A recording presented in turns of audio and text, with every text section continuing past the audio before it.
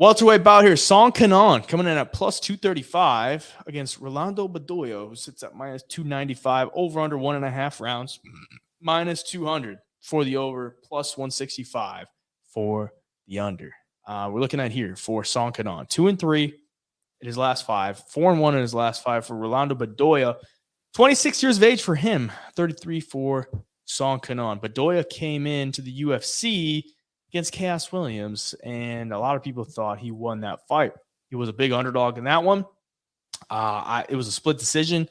I was puckering my cheeks with a Chaos Williams ticket, and I mean, everyone, if you watch film on before that, everyone could see that there's like holes in his striking where he gets hit, but he got hit by Chaos Williams a number of times, and it didn't really faze him. So like you're like, this guy's tough. This guy's really tough. He's getting hit by Chaos Williams, and he's not phased at all. I mean, a younger guy from Peru.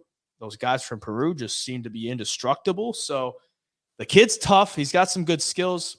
Coming in here against Song Kenan, who is the only man to drop Ian Gary. So there's that. I mean, he had a pretty decent first round against Ian Gary and then gets finished. So yeah, I don't know. I mean, it's tough to really get behind Song Kenan in this spot because Bedoya looked really good against Chaos Williams. He's younger. He's probably a little more of a shiny new toy. But Song Kenan had a decent performance against Ian Gary before getting finished.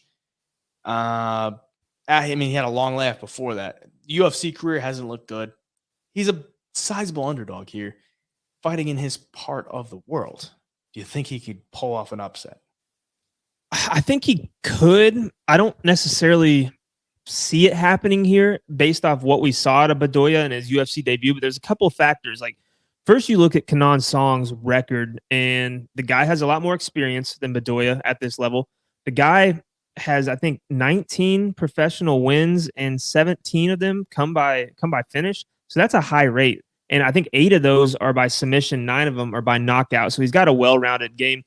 He does have 4 knockout losses on his record, and Bedoya showed on the feet. He's pretty slick with it. Like, he couldn't put Chaos Williams out, but at the same time, nobody in the UFC has. So, I mean, there's that. Chaos Williams, though, in that fight with Bedoya, a lot of people thought Chaos was going to walk through him, this UFC newcomer. But like you said, these dudes from Peru are kind of indestructible on the feet. It's hard to put them out. And I think Chaos, not necessarily gas trying, but it had to be defeating, hitting him with the kitchen sink in that fight and just not being able to do any damage whatsoever. And Bedoya kind of lifting his arms at him, basically saying, "Is that all you got?" Smiling at him during the fight, just having fun in there. So for me, for Bedoya, I think a lot of people were high on him after that fight. He hung with Chaos. A lot of people thought he won, but I mean, is Bedoya that good, or is Chaos Williams just like a tad overrated? Is Chaos Williams just this guy that has power and he puts people out and that's how he wins the fights? Or, is he actually a really good fighter? So it's hard to get a read on Bedoya. Like, he looks really good on the feet. He's fun to watch. He made that a really fun fight and a close fight against Chaos. But I mean, Song Kenan is a decent fighter as well. He's got 3 losses in the UFC. It's Ian Gary, Max Griffin, and Alex Morono. I will say his wins in the UFC are against guys that a lot of people watching this probably are never heard of. So there's that like level of competition factor. But I think this could play out as a decently close fight. I don't think Bedoya is going to go out there and starch Kenan.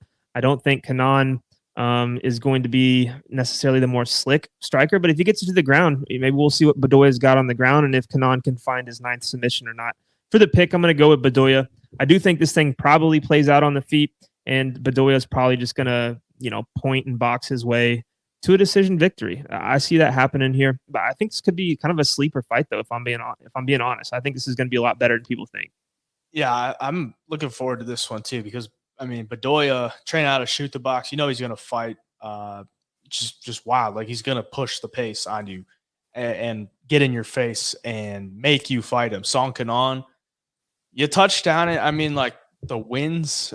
He doesn't have like really any good wins, but the guys that he's losing to, it's like respectable. Like Ian Gary, Max Griffin, Alex Morono. Even before he got to the UFC, Brad Riddell even fought Israel Adesanya back in 2015 and took a loss there. But the wins, nothing any really notable that you would really know. Rolando Bedoya, though, training out to shoot the box, like I said, he's probably just going to be more active. I mean, he's never been finished. Song Kenan, I don't think can keep up with the pace of Rolando Bedoya as far as the fight style goes. Kenan fights out of Team Alpha Males, another good camp. So a couple good camps for these guys. Bedoya, I do see on his Instagram, he's got the blonde hair. So that's always a good sign to get behind. I'm going to take him for the pick. So, yeah, I mean, I can't go against him here. I think he just outvolumes him, could finish him because Song Kenan's been knocked out a good amount of times as well. So I'll take him.